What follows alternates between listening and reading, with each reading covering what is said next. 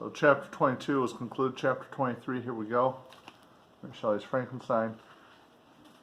So remember, the creature promised to be with him on his wedding night. He's married, and looks like all's good. They got in a boat. How's the creature going to keep up, etc. So we'll find out. Here we go.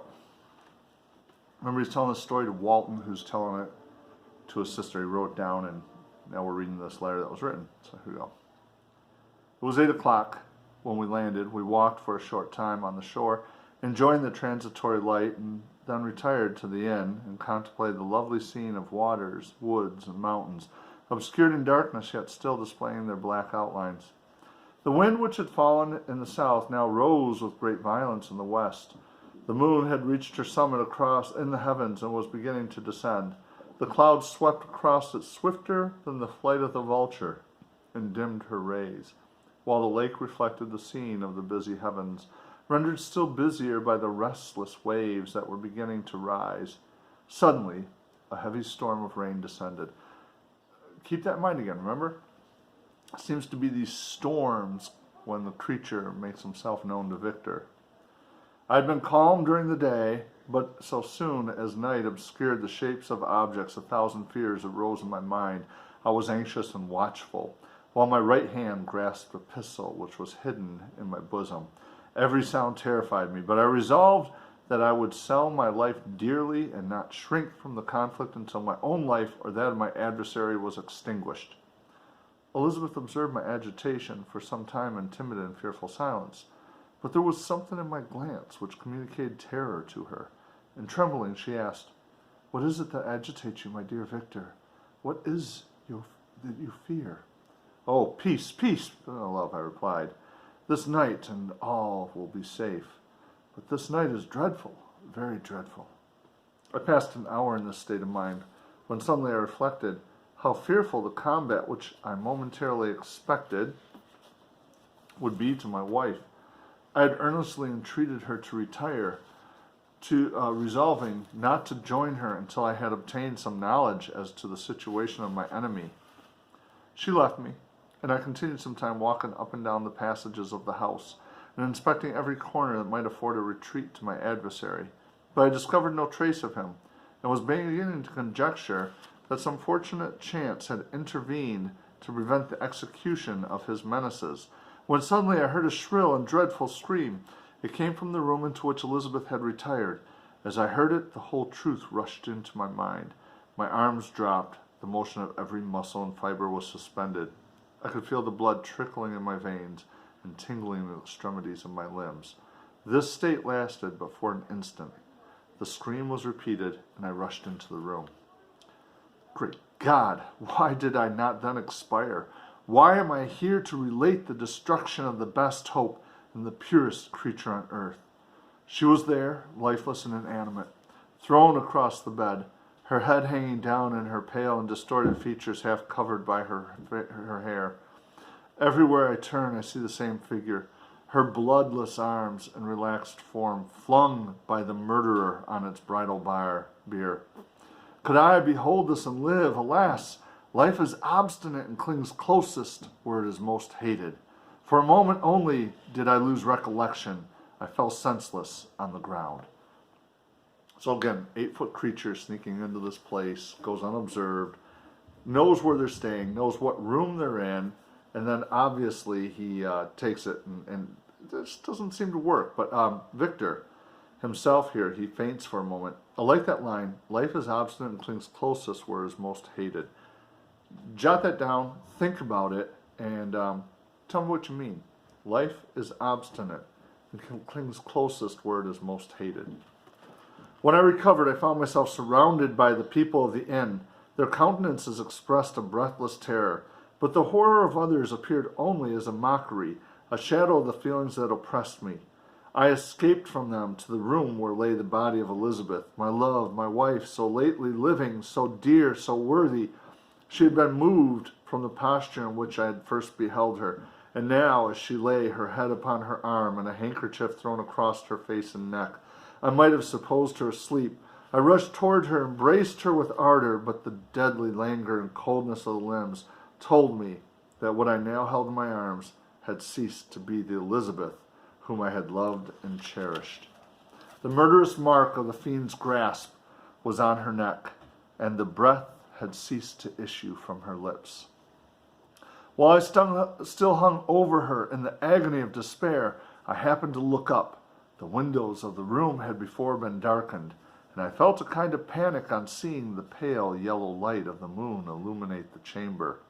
The shutters had been thrown back, and with a sensation of horror not to be described, I saw at the open window a figure the most hideous and abhorred. A grin was on the face of the monster. He seemed to jeer, as with his fiendish finger he pointed towards the corpse of my wife. I rushed toward the window, and drawing a pistol from my bosom, fired, but he eluded me, leaped from his station, and running with the swiftness of lightning, plunged into the lake. The report of the pistol brought a crowd into the room. I pointed to the spot where he had disappeared, and we followed the track with boats. Nets were cast, but in vain. After passing several hours, we returned hopeless, most of my companions believing it to have been a form conjectured up by my fancy. After having landed, they proceeded to search the country, parties going in different directions among the woods and vines. So even there, he's all alone. Elizabeth has been moved to a room, body placed on a bed, and he goes in to observe, and as he's looking at her, he sees what he thinks is the creature and shoots at it. They find nothing, and most of the people think he's imagining it. He must have seen something, but and nobody suspects him yet. In his mind too, he's like, not yet. So yeah, and they chase and they look. Nobody can find it. This is an important detail, because again, if the creature's real, then why aren't others seeing it and talking about it? If the creature's in his head, it seems like it makes sense. I attempted to accompany them and proceed a short distance from the house, but my head whirled round, my steps were like those of a drunken man, and I fell at last in a state of utter exhaustion. A film covered my eyes, and my skin was parched with the heat of fever. In this state I was carried back and placed on a bed, hardly conscious of what had happened. My eyes wandered round the room as if to seek something I had lost. After an interval I arose, and as if by instinct crawled into the room where the corpse of my beloved lay. He crawls into the room. There were women weeping around. I hung over and joined my sad tears to theirs. All this time no distinct idea presented itself to my mind, but my thoughts rambled to various subjects, reflecting confusedly on my misfortunes and their cause. I was bewildered in a cloud of wonder and horror. The death of William, the execution of Justine, the murder of Clerval, and lastly, my wife. Even at that moment, I knew not that my only remaining friends were safe from the malignity of the fiend. My father even now might be writhing under his grasp, and Ernest might be dead at his feet. This idea made me shudder and recall me to action. I started up and resolved to return to Geneva with all possible speed. That seems a little suspicious. Your wife's dead, and you're going to go back home. And people would be kind of like, what's going on? I mean, like, you should be sorrowing. You should be... Anyhow. There were no horses to be procured, remember, because they went by water. And I must return by the lake, but the wind was unfavorable, and the rain fell in torrents. However, it was hardly morning, and I might reasonably hope to arrive by night. I hired men to row and took an oar myself, for I had always experienced relief from mental torment in bodily exercise.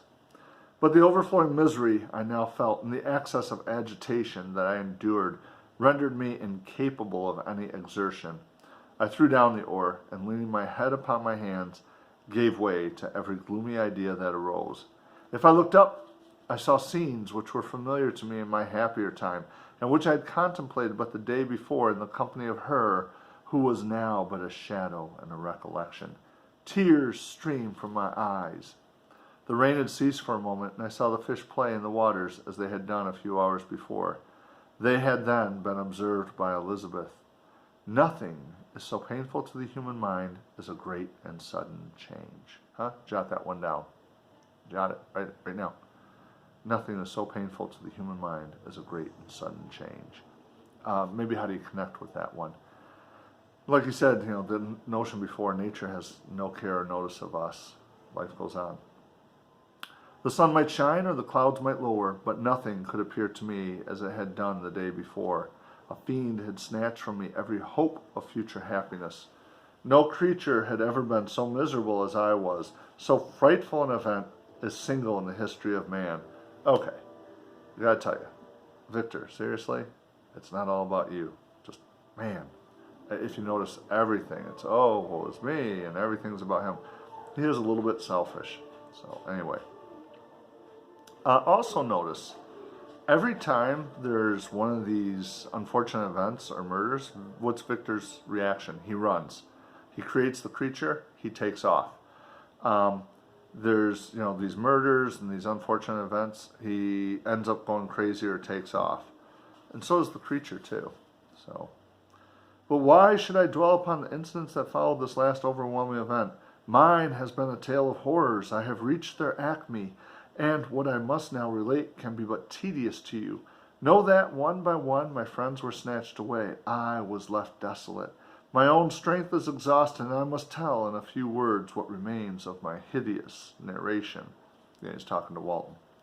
I arrived at Geneva. My father and Ernest yet lived, but the former sunk under the tidings that I bore.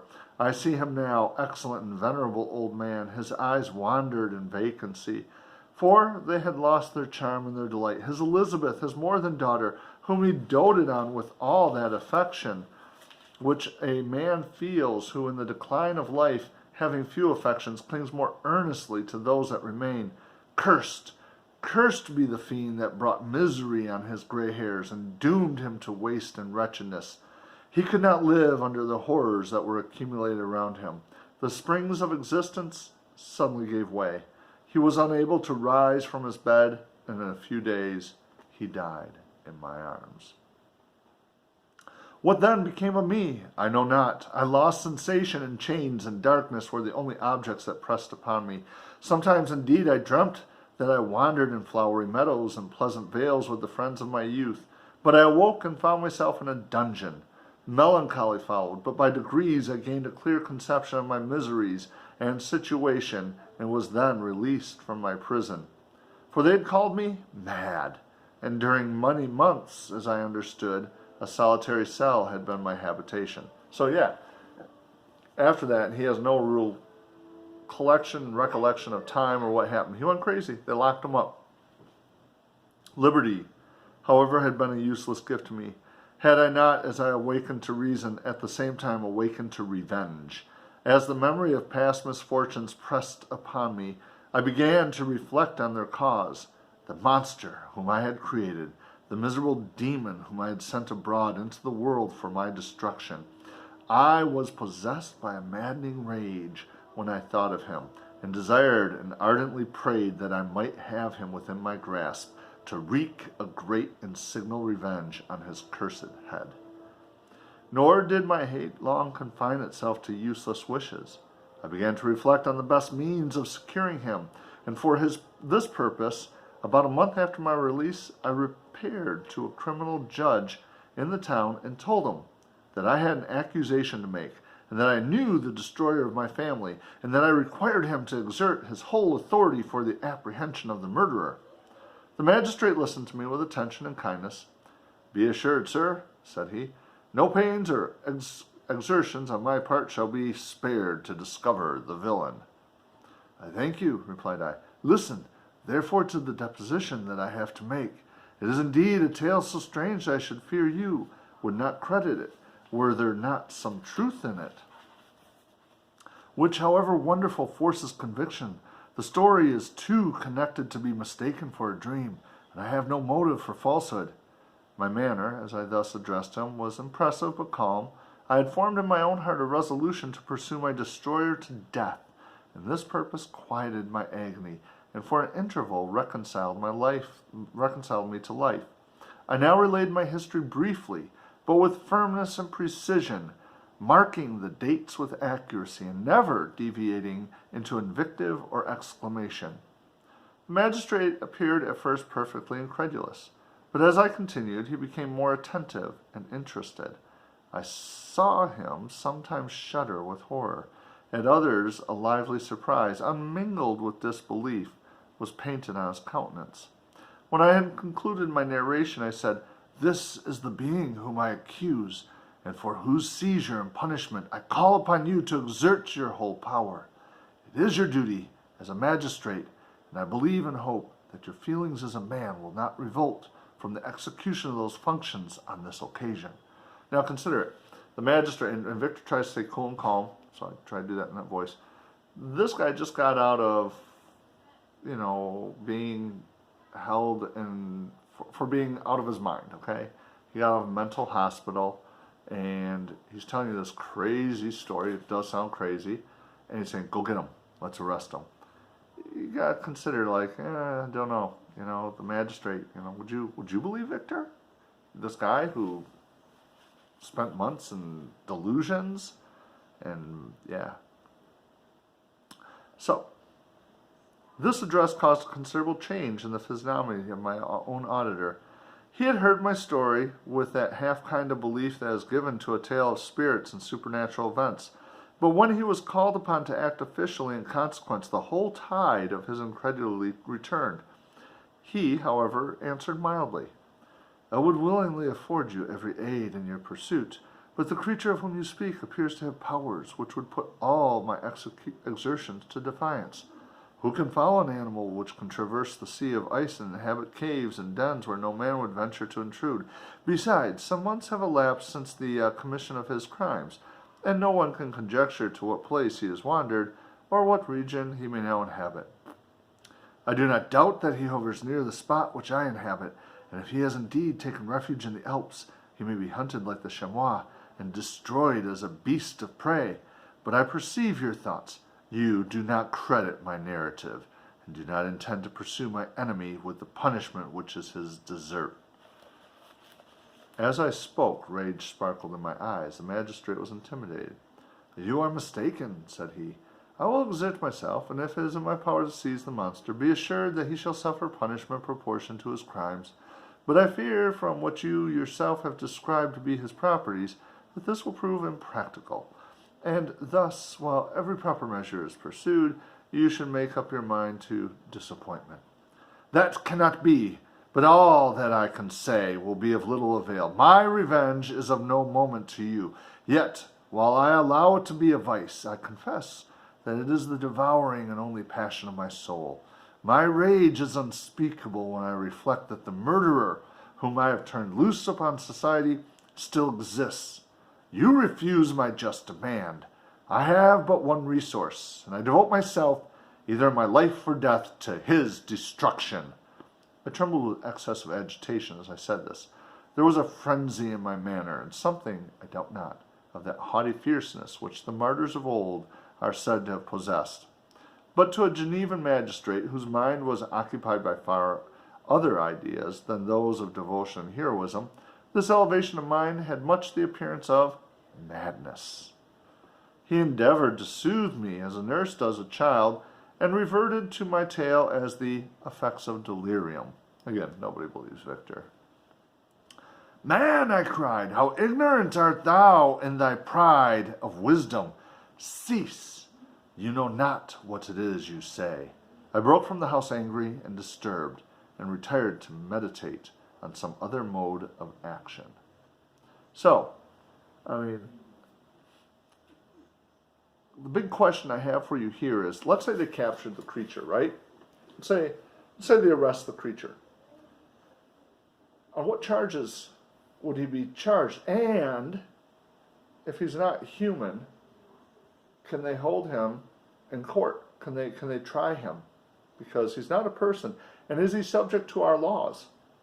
Is he a member of society? So I want you to take some time, answer these questions. Let's say if they did capture him, you're the magistrate, what are you going to charge him with? And on what grounds? And second, should the creature be held to our laws, to the laws of the society in which Victor lives? Can they justifiably arrest him and try him? For what? Is he a part of society? I want you to answer that. Some other things to consider here too.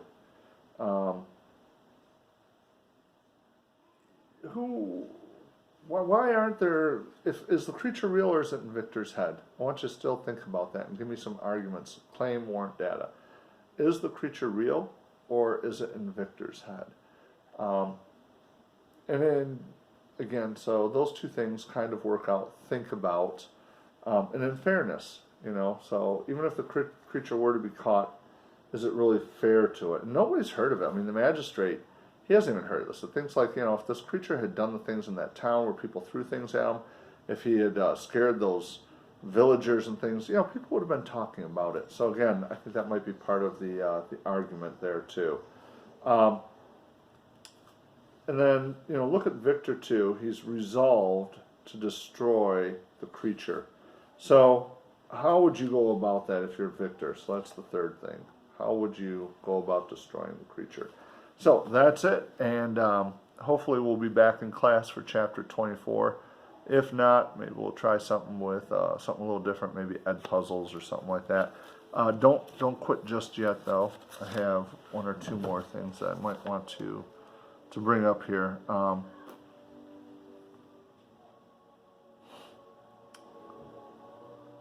Yeah, I guess, what is one or two more things that I want? That one about seek happiness and tranquility and avoid ambition. That's coming up in chapter 24. So we'll talk more about that. But the one about life is obstinate and clings closest where it's most hated. For a moment only did I lose recollection. I fell senseless to the ground. I guess that's just something to think about. Make sure you answer that. And is the creature justified in his behavior? So what he does to Elizabeth, in that question too. So that's it. That's chapter 23, and hopefully we'll be back for chapter 24.